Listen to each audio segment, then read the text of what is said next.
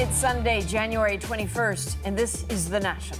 Tonight, how are high-risk people with a history of mental illness and suicidal thoughts getting their hands on guns legally? A Go Public investigation. And building a case and connections. New details on how police tracked the suspect in the murders of two men who disappeared from Toronto's gay village. But we begin in Washington, where the pressure is on for a late-night deal to end the government shutdown. So, Mr. President, I'm willing to seal the deal, to sit and work right now with the president or anyone he designates. Let's get it done. A flurry of finger-pointing in Washington as officials play the blame game on day 2 now of the shutdown. Late tonight, some hope senators from both sides meeting in the hopes of finding a compromise. All eyes on the Capitol, on Capitol Hill rather, where senators will vote in just hours, a rare Sunday night sitting, in a bid to end the stalemate. But as Ellen Morrow reports, the polarizing issue of immigration stands in the way. Democrats who stand in our way will be complicit in every murder committed by illegal immigrants. This ad just released shows just how heated shutdown politics have become. I'm Donald Trump, and I approve this message. What both sides agree on, the other party is to blame. Americans know why the dysfunction is occurring. A dysfunctional president. Hence, we are in a Trump shutdown. This shutdown was a political miscalculation of gargantuan proportions. Democrats don't want to hand over votes unless there's a guarantee to protect the Dreamers, young people brought to the U.S. illegally as children. Republican leaders are accusing the Democrats of holding the government hostage over one issue. Bipartisan, bicameral negotiations have been underway for months. But they can go nowhere until Senate Democrats realize the extreme path their leader has charted leads them nowhere. But today, some movement, a bipartisan group of moderate senators working for compromise behind the scenes. The challenge, pleasing more extreme members of their own parties. This is after weeks of failed meetings to avoid the shutdown in the first place. Republican Senator Lindsey Graham blamed, in part, hard-right members of President Trump's staff. I've talked with the president. His heart is right on this issue. I think he's got a good understanding of what will sell. And every time we have a proposal, it is only yanked back by staff members.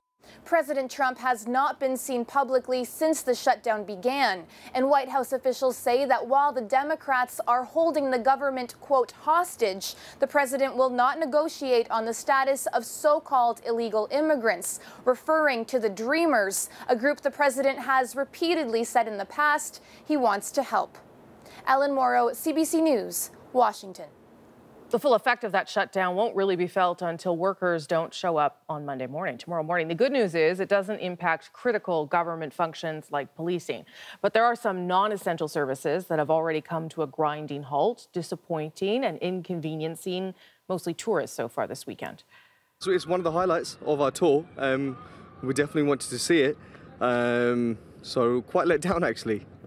Visitors weren't allowed to tour the Statue of Liberty in New York. It was among many of the federal monuments and historic sites that closed as of midnight Friday. There's no bathrooms, so that does make it a little hard, which would really be nice if they had those open. But, you know, you understand they don't have the staff. And while many national parks are open, many important services, like you heard there, won't be available, like bathrooms, information centers, and even first aid stations. So visitors are being warned, you hike through those parks at your own risk.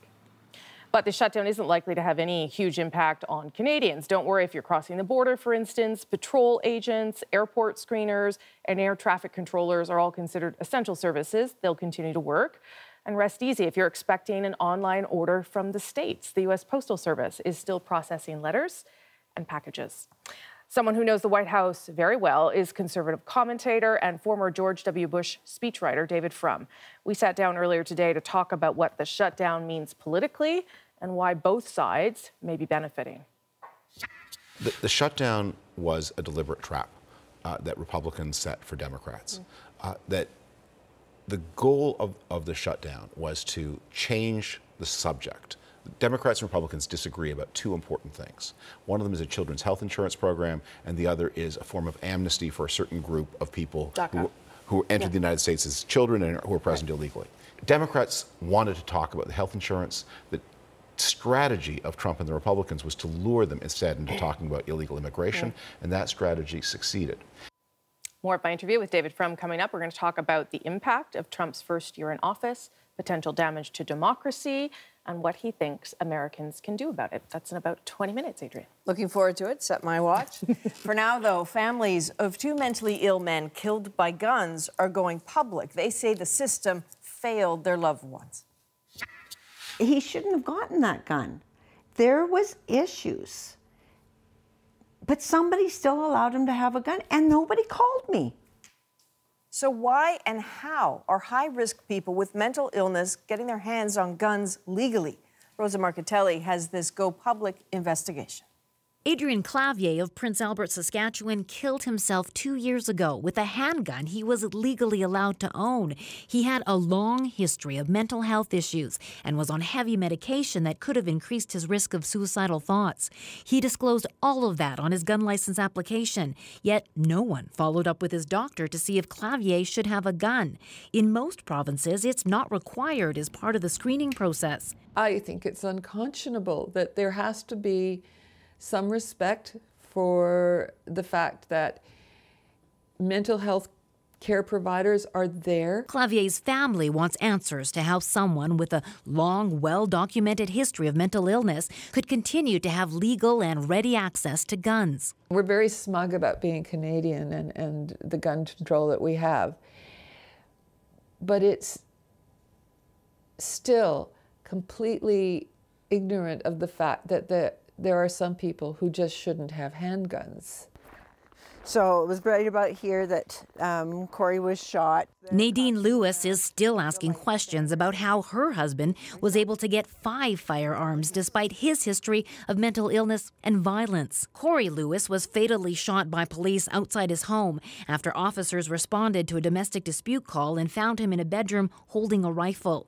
A note was found saying it was Lewis's intent to die by what's known as suicide by cop. The fatality inquiry found some really disturbing stuff, as you know. For example, when your husband applied for these gun licenses, he self-disclosed that he'd been the subject of a peace bond.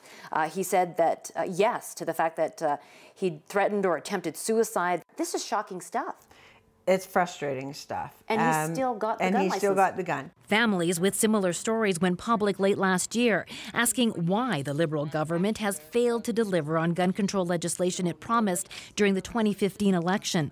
We asked the government if those changes include mandatory medical checks for people with mental illness, but didn't get an answer. Suicide prevention experts say limiting access to guns will reduce the number of suicides. Right now, more than 260 people kill themselves every year using a firearm. Research shows us that, contrary to common beliefs, when access is restricted, people don't go and choose a different means. Not everyone wants tighter rules. Gun advocates say it would only discriminate against gun owners. Rosa Marcatelli, CBC News, Calgary.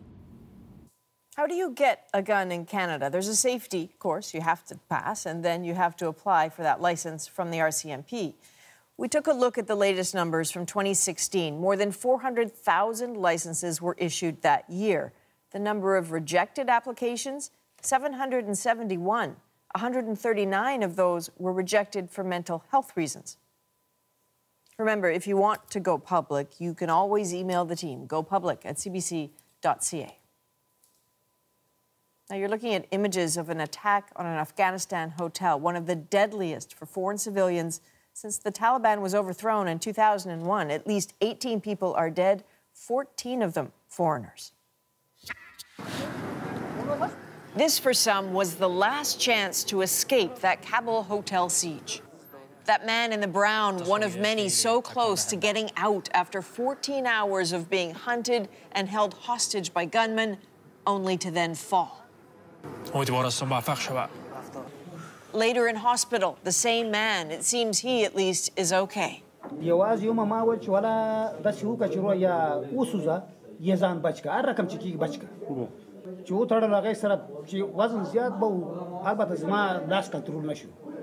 Stories from survivors suggest the Afghan Taliban militants behind the attack were looking for Americans, and Americans were clearly worried.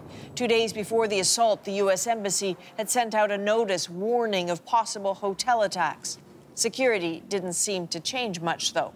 Witnesses say the guards had left.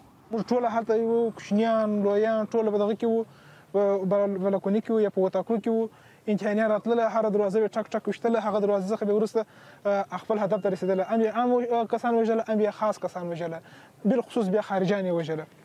Survivors maintain the gunmen in army uniforms first went to the hotel dining room, ate, then started shooting, killing half a dozen Ukrainian flight crew members, pilots and flight attendants who were all working for an Afghan airline.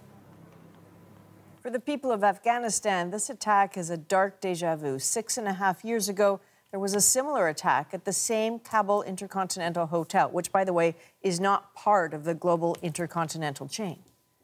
As for the eerie similarities, the deadly 2011 attack was also carried out by the Taliban. It, too, was an hours-long siege that had people escaping from hotel windows. By the end, all the attackers were killed. Sadly, today's attack is also part of an alarming jump in militant violence in Kabul. In the past month alone, in 4 separate attacks, at least 88 people have been killed and more than 90 people injured. Meanwhile, Turkey intensified its attacks on a Kurdish militia group in Syria, sending group troops across the border. And that has only complicated the already complex situation in Syria. It has also put Turkey's alliance with the U.S. under a rigorous stress test. Turkey considers the militia called YPG a terrorist group, but the YPG played a key part in the American-backed fight against ISIS.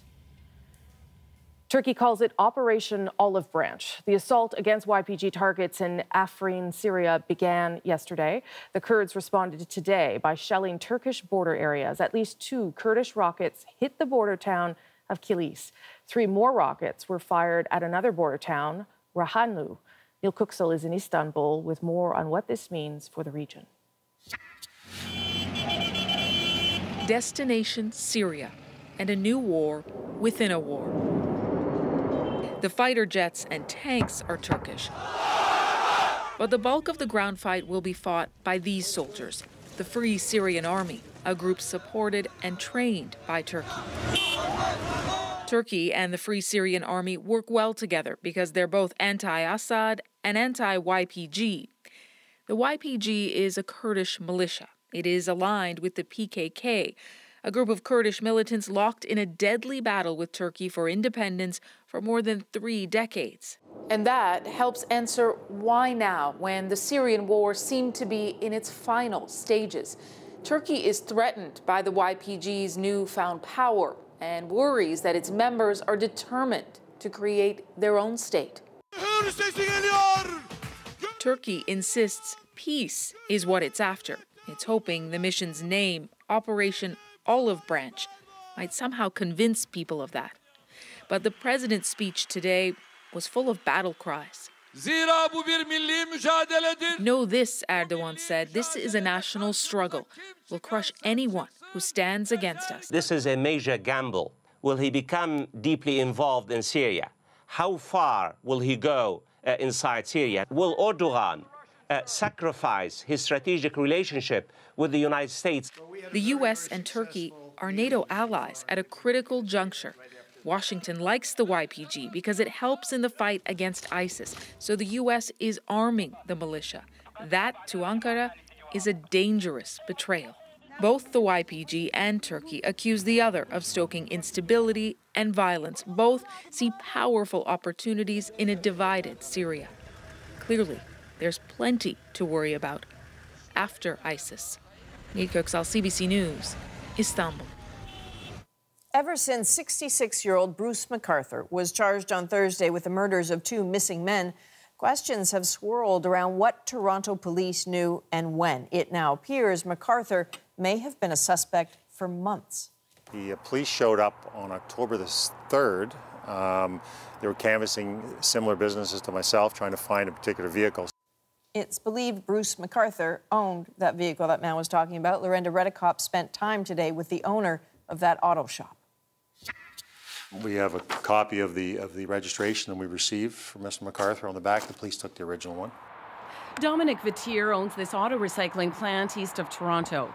He says Bruce MacArthur came to sell a van in September. It was a junker. He took $125 for it.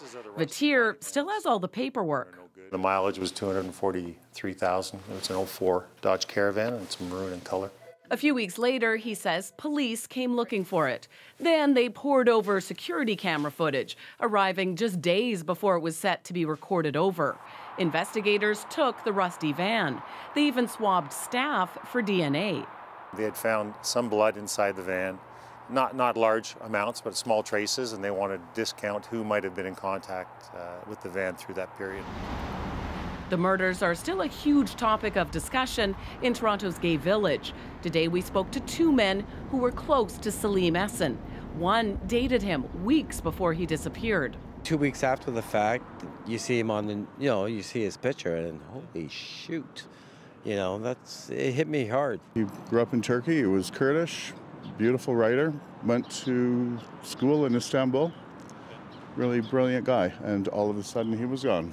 Even though it's now known police were investigating MacArthur for months, there's still anger in the community that the disappearances didn't get more attention. Marginalized groups often just don't have a good rapport with street police. The sociologist says other groups are often treated differently. If a string of white women in different middle class and upper middle class neighborhoods went missing, what response we would see from the police, from the news media, from the government. Today, police combed through another property connected to MacArthur and removed a bag from the scene. They're still saying little, except that they believe there may be more victims. Lorenda Redekop, CBC News, Toronto. Ahead tonight on The National, we'll take you to Los Angeles, where the Me Too movement is front and center at tonight's Screen Actors Guild Awards. And has Donald Trump done irreversible damage to the U.S. government? I'll get into that with David Frum. Our sit-down interview straight ahead. And we'll also look at another impact of the Trump White House, a record number of women running for office. It's like a storm festering in your gut, and you feel it, and it hits and it comes out. I'm running for Congress. It's crazy. It's crazy.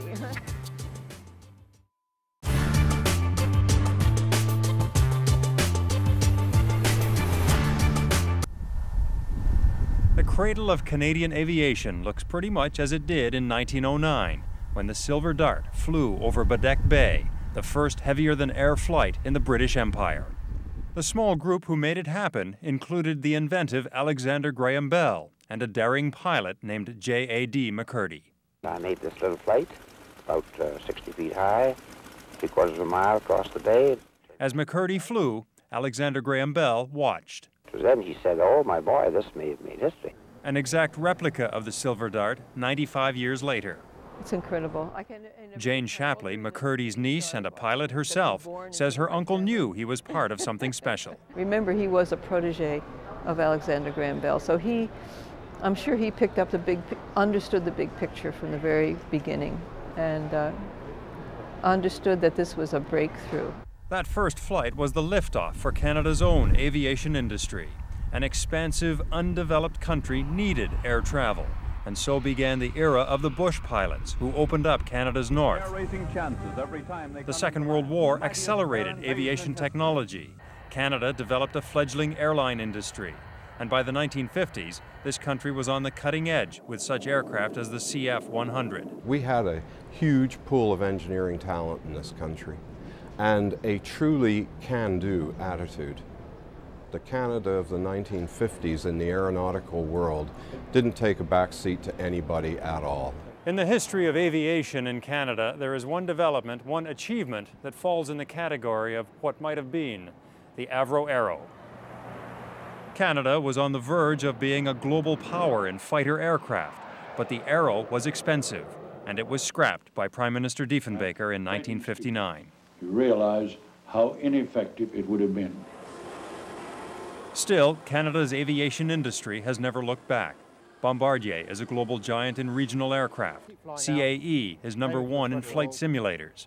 Canada's first astronaut, Marc Garneau, was the first non-American flight engineer on a space shuttle. And the Canada Arm is an orbiting billboard for Canada's aerospace technology. Today, a multi-billion-dollar industry that owes a small debt to a few dreamers in Badek, Nova Scotia, nearly a century ago. Eric Sorensen, CBC News, Ottawa. There she goes! After a 2-hour wait, the rains finally subsided, and the replica flyer trundled down its runway, tantalizingly close to taking off before splashing into a mud puddle.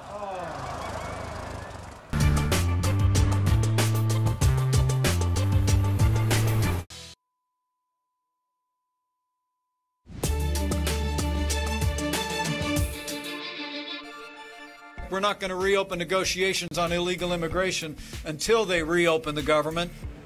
That's U.S. Vice President Mike Pence talking tough to American troops about the U.S. government shutdown, but he's a long way from Washington on a trip to the Middle East. Today, he tried to reassure the King of Jordan that the White House still supports a peace process after the Trump administration recognized Israeli claims on Jerusalem as its capital.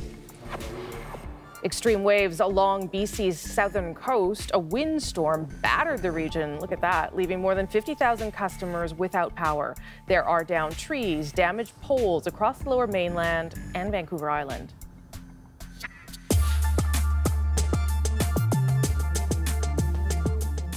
Another story we're watching tonight, another big night in Hollywood. The Screen Actors Guild Awards are being held, of course, amidst this growing outcry over sexual harassment and pay equity in the industry. And the CBC's Zuleka Nathu is on the red carpet outside the Shrine Centre tonight. So, Zuleka, we heard lots about this at the Golden Globes. How are the SAG Awards reflecting this current climate? Well, the show has definitely put a focus on women, and that has been deliberate. For the first time ever, all 13 of the SAG Awards being handed out tonight will be given by a slate of all-women presenters. Not to mention, for the first time as well, they have a host, and the host is a woman, Kristen Bell. And the show opened with a number of women talking about their experiences as actors. Earlier on the red carpet, and that's what you're seeing right now, they're kind of tearing down behind me, a number of people were more than willing to speak about the issues that are affecting the entertainment industry and beyond, of course. One of the people that I caught up with was Chantal Cousino. She's a Canadian actress turned activist, and she was one of dozens of women who came forward regarding allegations of sexual misconduct for filmmaker James Toback. So here's what she told me when I spoke with her earlier. I'm really excited about all the stories being shared. It's just part of the process. There's going to be these changes, but they happen incrementally, you know. At first, we have to just say, this is the problem. This is not acceptable. And as you can see, the union having me here today is a great step in the direction of saying, this is not a secret. We are happy to address these issues. We're happy to work vigorously to create change in the industry and create a big culture shift across all industries globally. So I think me being here is just another example of how the union is saying, we see you, we hear you, and we believe you. Zuleka, there are a couple of nominees with a bit of controversy attached to them, James Franco and Aziz Ansari, who are not there tonight. What are people saying about that? Yeah, it's true. I mean, Aziz Ansari was nominated for his role on the series Master of None. He is not here. He did not win.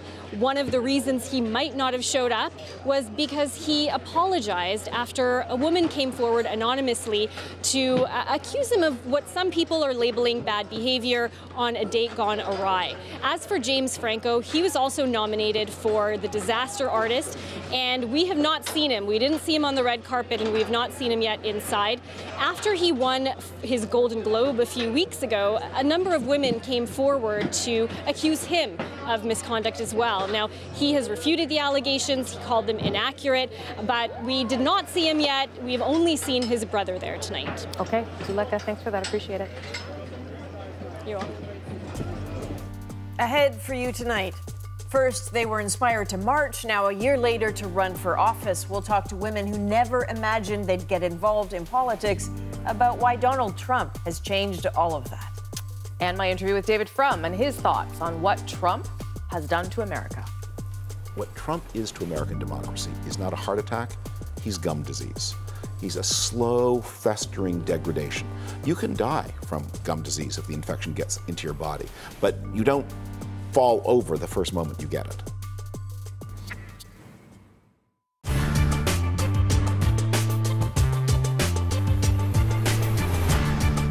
Forgive me for putting on these sunglasses, but they're actually bifocals and they're the only glasses I have with me. I don't like to see people wearing sunglasses in interviews. This is the only poem I can read. I am the only one who can write it.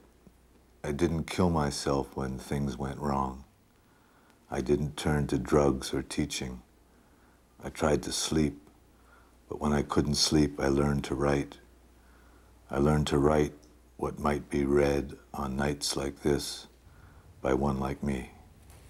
Through his work, Leonard Cohen has cultivated a public persona just as interesting as his writing, writing that deserves and has a new anthology. While Cohen prefers talking about the present and the future, this book has him looking to his past. Now, the early stuff was written between the ages of 15 and 20, you know. I think it's been downhill ever since, so I had a real gift then. In 1956, while still an undergraduate at Montreal's McGill University, he won a national prize for his first book of poetry. His second won him international acclaim. His blood on my arm is warm as a bird. His heart in my hand is heavy as lead. His eyes through my eyes shine brighter than love. Oh, send out the raven ahead of the dove. Cohen quickly cultivated the reputation of a chronically depressed poet who was both hip and hypnotic. He dubbed himself the grocer of pain. And while the grocer of pain is still at his post, since 1967, he's been putting his words to music. We're drinking and we're dancing. The band is really happening. The Johnny Walker wisdom running high. And my very sweet companion, she's an angel of compassion. She's rubbing half the world against her thigh. At the beginning of his musical career, friends begged him not to sing. Cohen's voice is reminiscent of a truck trying to turn over on a cold Montreal morning. Not pleasant, but a familiar sound, and that sound was honored at the Junos earlier this year with the Best Male Vocalist Award. You know, it's only in a country like this that I could get the Male Vocalist of the Year.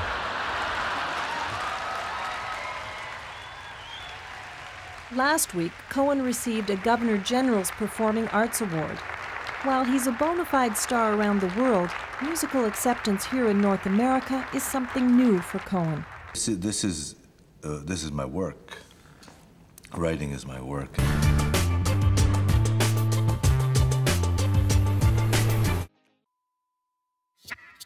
Donald Trump is God's judgment on the United States for not being good enough citizens, and the only answer is to be better citizens. We know Donald Trump is erratic, he's unpopular, and to many he's offensive. But is he a threat to democracy itself? David Frum thinks so. At the one-year mark of Trump's presidency, the conservative commentator believes the U.S. president is changing America, and he wants citizens to pay attention. It's been a year of unpredictability and chaos within the White House. I don't think anybody has done what we've been able to do. An American presidency unlike any other, at times bombastic. North Korea best not make any more threats to the United States. They will be met with fire and fury like the world has never seen. At times unthinkable. I am the least racist person you have ever interviewed. David Frum understands Washington politics from the inside. He was a speechwriter for George W. Bush and famously coined one of that president's most remembered lines. States like these and their terrorist allies constitute an axis of evil. Today, Frum is the senior editor of The Atlantic. He's a well-connected conservative and Republican, and he was part of CBC News' coverage on America Votes. Even then, he was dismayed at the idea of a Trump presidency. This administration is going to be a series of crises. 1 year in, Frum remains highly critical of Donald Trump's political rise. His new book, Trumpocracy, suggests Trump is corrupting the American Republic and is damaging its democracy. I sat down with David Frum earlier today in our national studio. Good to see you. Hello, Rosemary. One of the things you write in the book is the thing to fear from the Trump presidency is not the bold overthrow of the Constitution, but the stealthy paralysis of governance. I'm wondering how this debacle of a shutdown, which hasn't happened in 10 years, I think, right? 13 years, how that speaks to the Trump presidency, what that tells us about what you're talking about there. The shutdown was a deliberate trap that Republicans set for Democrats.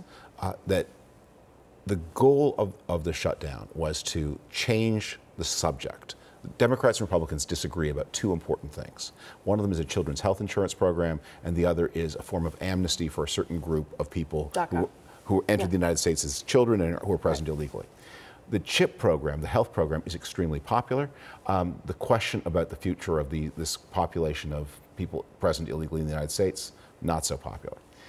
Democrats wanted to talk about the health insurance. The strategy of Trump and the Republicans was to lure them instead into talking about illegal immigration, and that strategy succeeded. Now, this is especially important when you remember that 2018 is going to be an election year in which the Republicans are under a lot of pressure. And in the red states, where there are a lot of vulnerable Republican senators, this is going to be a powerful issue to use against Democrats. And that was what Trump and the Republicans wanted to happen, and that's what did happen. The fact that he seems very hands-off in all of this, what should we understand from that? For everything that is the proper job of the president, all the things the president is supposed to be doing, Trump is a very hands-off president, not very hard-working. But about those things that the president should not be doing, this president is very active. He is very active on working on his strategy to gain legal impunity, very active managing his business while as president, very active in the communication strategy. There's a view that some Trump critics cling to hopefully, that Donald Trump is such a doofus, he's just going to collapse of his own weight. And that is really mistaken. He is a much shrewder and wilier person than he's often given credit for. And you also, in the book, you show how he used the vulnerabilities that exist in the American political system to his advantage. Like what? Well, bullies have an instinctive sense of other people's weaknesses. He found the weak in Ted Cruz and Marco Rubio and Jeb Bush and other primary opponents. And Hillary Clinton, he found the weak point, the point where you could put pressure and separate them from their potential supporters. And he's done the same thing to the American system of government. He's found its weak points and he's exploited them. Is that irreparable damage? Some of the damage that Donald Trump is doing can be repaired, but a lot of it cannot be. And even some of the damage that can be repaired will be slow. For example, what Donald Trump is doing to America's alliance system. It was going to, whoever became president in 2017 was going to have a very tough time managing keeping the United States and South Korea on the same page, with North Korea becoming nuclear, with China getting richer and richer and having so much influence. Maintaining that relationship was going to be hard. It gets harder if you say, let's cancel the U.S.-South Korea Free Trade Agreement, let's start a preemptive war, and take casualties in South Korea so that we don't suffer them in the United States. Trump is driving South Korea toward China and North Korea. In the same way, Trump is driving Germany away from the United States by being so cavalier about Russia and about maintaining security in Europe. Look, Canada, I mean, how do you mess up the U.S.-Canada relationship? And yet, I can't remember when Canadians were more apprehensive about the leadership from the United States than they are today. That will be hard to repair. And the damaged institutions will be hard to repair, too. He's compromising the integrity of the Justice Department and the FBI. The most difficult thing to repair is Trump is just burning down every one of the ethical standards around the presidency that's been erected in the past half century. Right now, Donald Trump is receiving unknown millions of dollars in payments from all around the world, from business partners in the Philippines, in Turkey, United Arab Emirates, India, other places. Nobody knows how much, and nobody knows what he's doing in return. And all of this, it's legal because it never occurred to anybody to ban it. Would try it, yeah. Because who would do it? Yeah. You talked about the institutions that he is weakening, threatening. One of them that you point to is the military, who have had to, in some ways, almost ignore him. Right. For instance, on the transgender act or law that he tried to put in place that hasn't gone past. What is the danger of that? The military just ignoring the commander-in-chief? Look, bureaucracies don't like listening to politicians at any time. Yeah. The strongest bureaucracies in Washington are the military, the national, and the intelligence services. If they get good reason to disregard the president. That can, they will do it, and that can become a habit. You know, Donald Trump, every president gets a president's daily intelligence brief, the highest secrets of the United States. It's one of the most precious documents in the government. And typically, in a normal administration, 3 or 4 people will have access to that. The president, the vice president, probably the chief of staff, probably the national security advisor, possibly 1 or 2 other people. Trump has made that available to 14 people.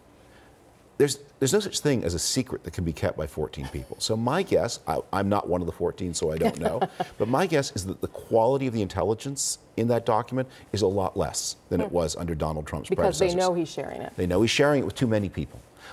And they remember that he blurted one of the most important secrets of the United States to the Russian ambassador just to show off. Yes.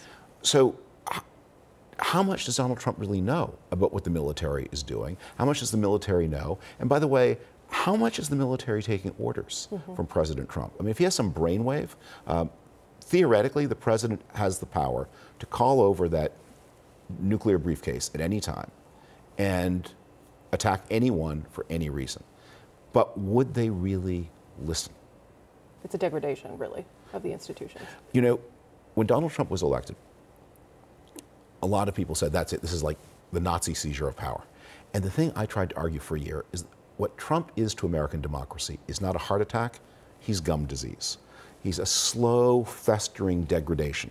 You can die from gum disease if the infection gets into your body, but you don't fall over the first moment you get it. Well, that leads me to your last chapter, which to me was quite surprising because I'm not sure I knew that you were such a hopeful person, but it was sort of all the things that Donald Trump has brought to bear, brought to light, and maybe improved. And the biggest one, of course, is civil action. Yeah. And we saw that even yesterday with the Women's March.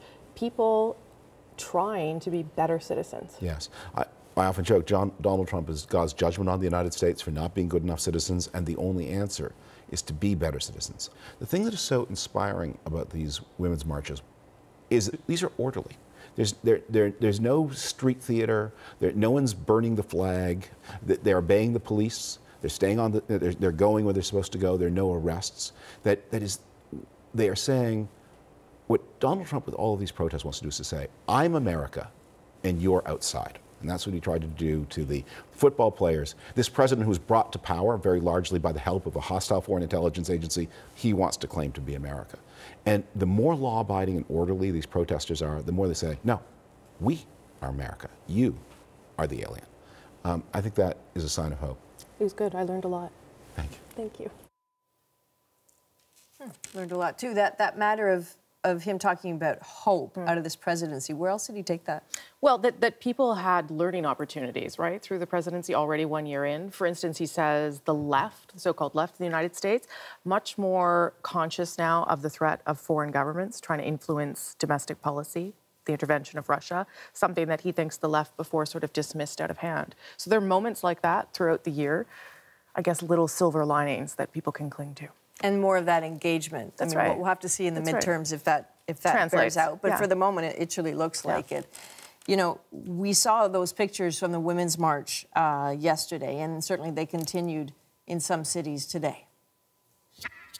What do we want? Change! When do we want it? Now!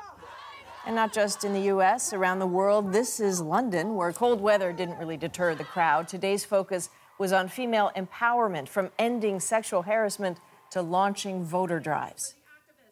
And yes, many women see this last year as a real turning point in American politics. It's inspired them to push back against the Trump administration and promote issues important to them. So in growing numbers, they're running for office themselves. Lindsay Duncombe met a few of them. Hi, how are you? Good to see you. You too. You look beautiful. I love the pink. Vanjie Williams doesn't stop. Oh, by the way, ladies, once I win, I'll be the first woman of color to ever sit in a congressional seat out of the state of Virginia. Are you serious? Yes. Yes. So it's time. Hi, everyone. This is Vanjie. I'm here at the Women's March in Washington, D.C., and I want you to see how beautiful this crowd is.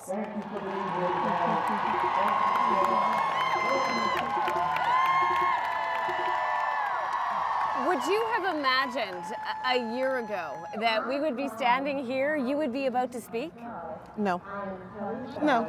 No.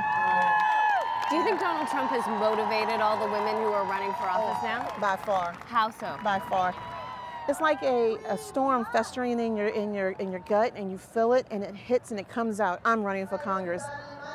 It's crazy. It's crazy.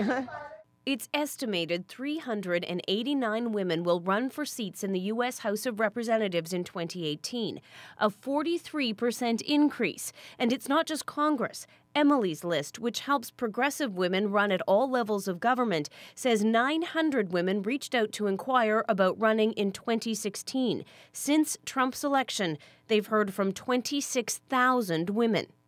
Williams, a mother of 6 daughters, has a tough fight. Republican district with a 5-term incumbent and a competitive primary. How are you? Good. But she has this, an army of women who never thought they'd be activists until Trump. Last year, we were hopeless and looking for hope. This year, we're empowered, and we're looking to continue it. Grassroots volunteers led Democrats to surprise victories in Virginia's state elections. Same thing in Alabama, where African-American women helped Doug Jones become a senator. Intersectional enough. When Susan Schoenfeld saw that, she Googled women of color running near her and found Vanjie Williams. I've never done anything like this. I don't know anything about politics. I will throw you a fundraiser, but I don't know how to do that. They looked at my qualifications, they looked at my educational background, and they said, you are the perfect storm to come in and turn 1st District from red to blue. Something is changing in American politics. This is a moment. Sisters and brothers, all is possible, right? Let me hear it. And it just might be hers. Women, we are here, and we ain't going nowhere. Thank you. Lindsay Duncombe, CBC News, Washington. The 1-year mark is a good time to check on President Trump's approval ratings. We looked at several polls, and this was the consensus. His approval rating is quite simply dismal. The polls on this vary slightly, hovering between 37 and 41%. In other words, only a small percentage of Americans think he's doing a good job. It's also the lowest rating for any president after a year in office. His immediate predecessor, Barack Obama, had an approval rating of about 50%. After Trump, the next lowest was Gerald Ford at just over 43%. And the highest rating? George W. Bush clocked in at close to 80% just a few months after 9/11. When we come back, in a hard-bitten Russia, the winner of the next election is rarely in doubt, but Vladimir Putin faces a challenge from a restless new generation of protesters. My family is mostly against it. They think that we don't understand anything and that we are just too young to know things, to know stuff.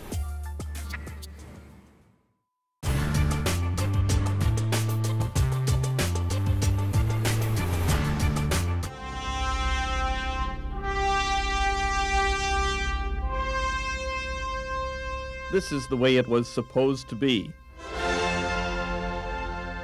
It's comical now, looking back at the Rube Goldberg device that was to be the roof of the Olympic Stadium.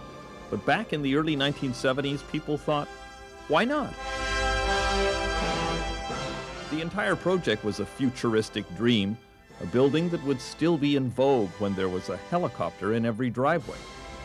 Ice and snow? Trifles.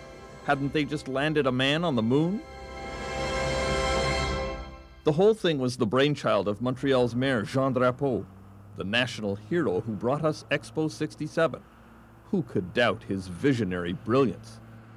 Now, Drapeau is widely portrayed here as a megalomaniac who led Montreal over a cliff. But he is also ferociously defended. Hotline show host Gilles Proulx. I think Drapeau was ahead of his time, at the head of I would say a farmer's city. What he wanted is to give an heritage to Montreal, to say in 1,000 years that stadium will be there, just like the pyramids in Egypt or the Eiffel Tower. And you're going to be glad to say in 1976, a mayor decide to go against everybody to give you that heritage, and it's one of the most beautiful stadiums in the world. To design his stadium, Drapeau didn't want just any architect. He chose Roger Taillibert of Paris, whose previous stadiums were not just buildings. They were, according to Drapeau, poems in concrete.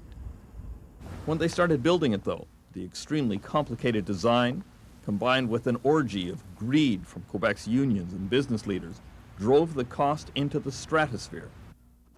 The budget went from $150 million to $800 million by the time the 1976 Olympic Games were held.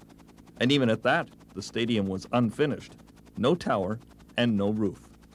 In the 1980s, they decided to go ahead with the tower, but it burst into flames even before it was completed. In 1986, a piece of the tower fell into the playing field during an Expos game. The team said they would have to play more heads-up baseball from then on. In 1987, they sewed up a heap of orange Kevlar and strung it up over the stadium. By this time, the cost had risen to $900 million, but Roger Taillibert dropped in to tell Montrealers that money was not an important consideration. It's not my problem. My problem is a concept. But it turned out that the concept was also a problem. A hydraulic failure while moving the roof caused a terrible rip in the Kevlar fabric, the first of many. Later, it seemed to rip whenever a thunderstorm happened by. The rain leaked in, the money poured out. Ça bouge. In 1997, the PQ government announced a final solution. We had so many problems with it that I think the time for experimentation is finished. A brand new roof, this one made of Teflon.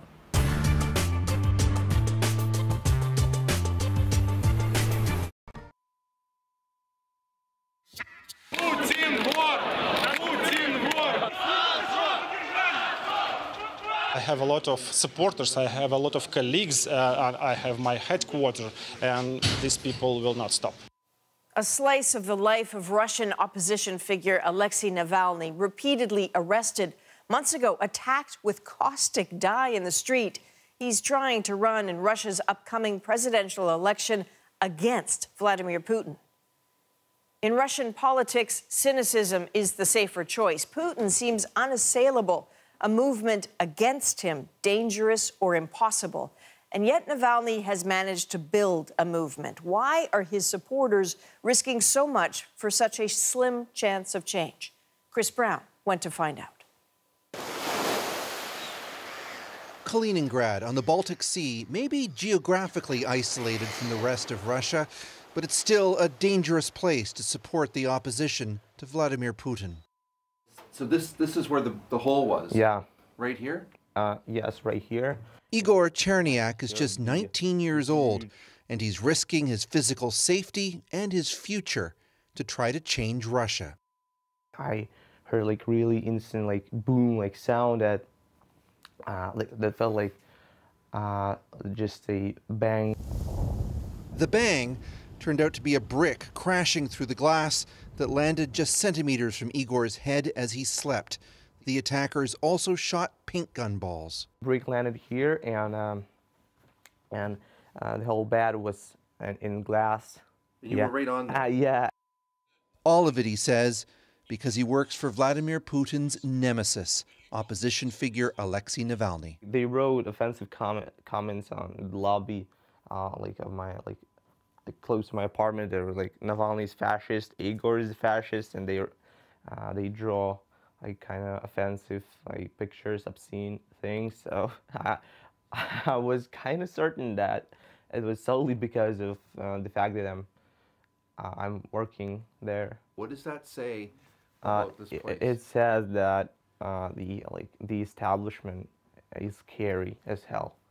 Привет, это Навальный с роликом «Как в кино». Navalny, a lawyer, has never held elected office in Russia, but through his savvy use of the internet and his unrelenting focus on corruption in Putin's government, he's emerged as a political force.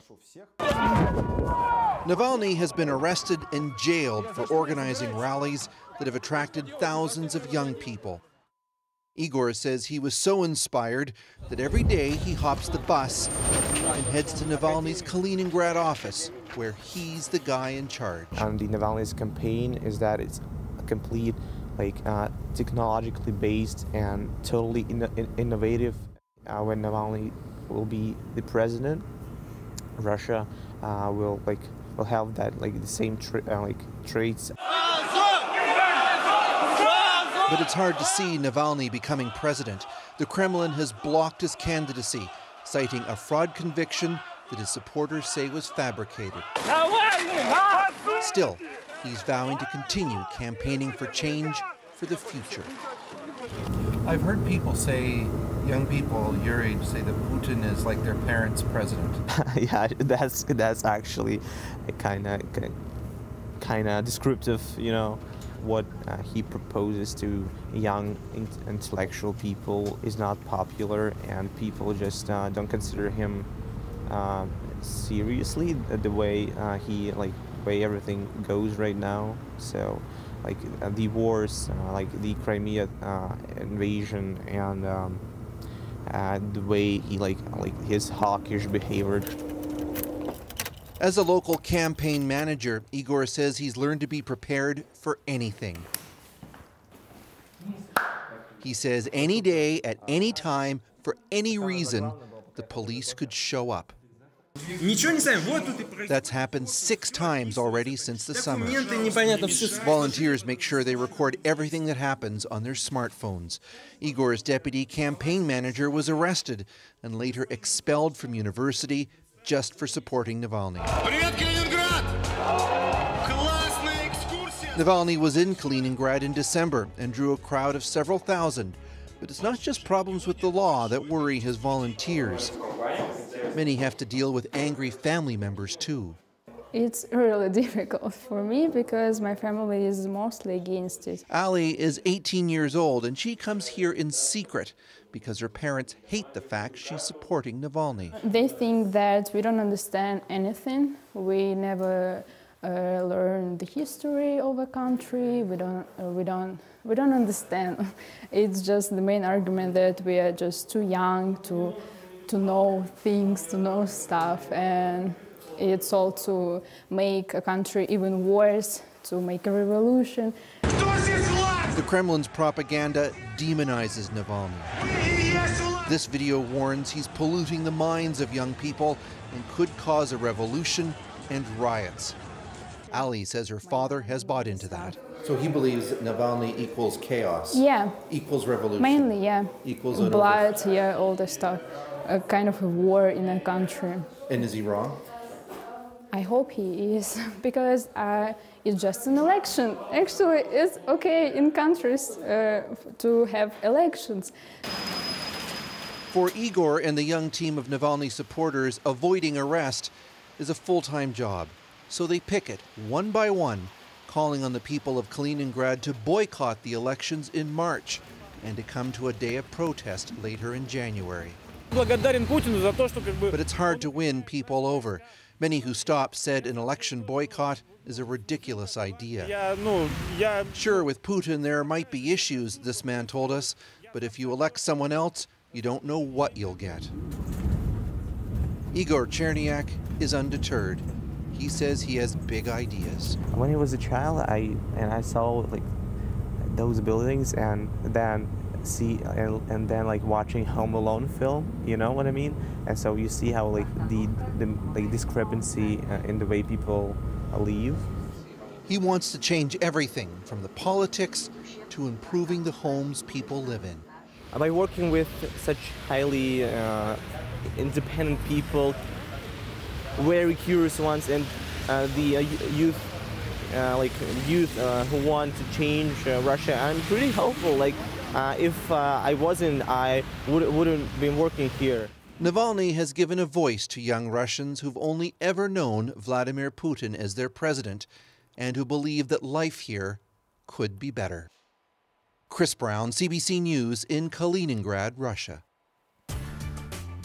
We'll be right back with the stories we are watching this week. And don't forget, you can get the real story from CBC journalists all day long. Find powerful images on Instagram, exclusive video on Facebook, and tweet us at CBC The National.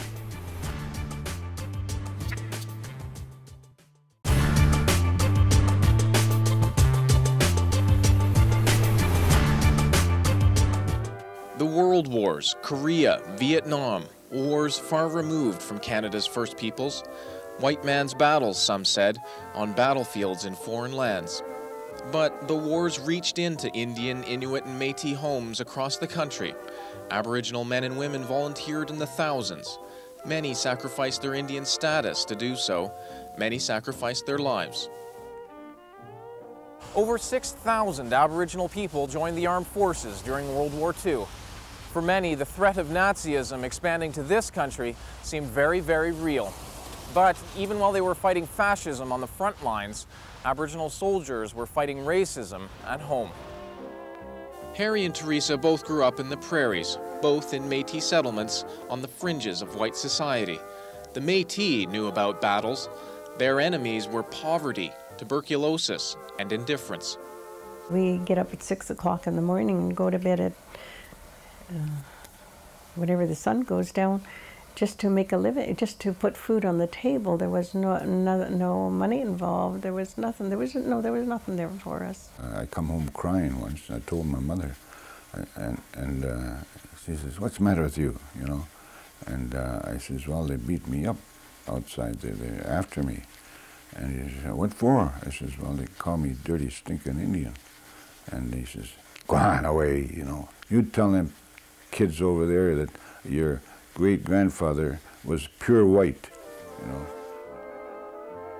While Canada ignored Aboriginal calls for help, the Aboriginal people answered Canada's. Some were thirsty for adventure. Some felt a duty to defend the Queen who had signed their treaties.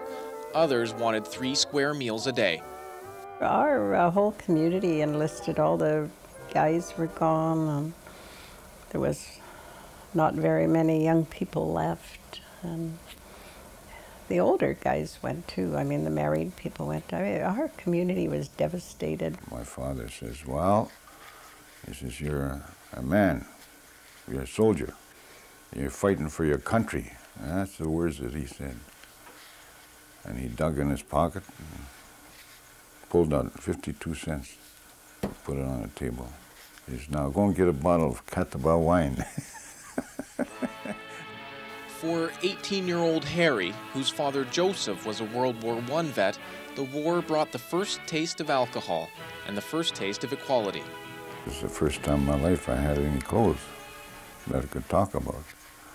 So, they give me boots, and they give me soap, and they give me a towel, and all them things that help us every day. Teresa's brother, George Dion, enlisted immediately. When Teresa signed up, 18 years old, she didn't want anyone to know she was Métis. If you told anybody you're a Métis, that you weren't accepted into their circle, and we always strive to be accepted, of course. Teresa served in the Women's Corps, posted in Alberta. Harry went overseas, spent 2 years in England.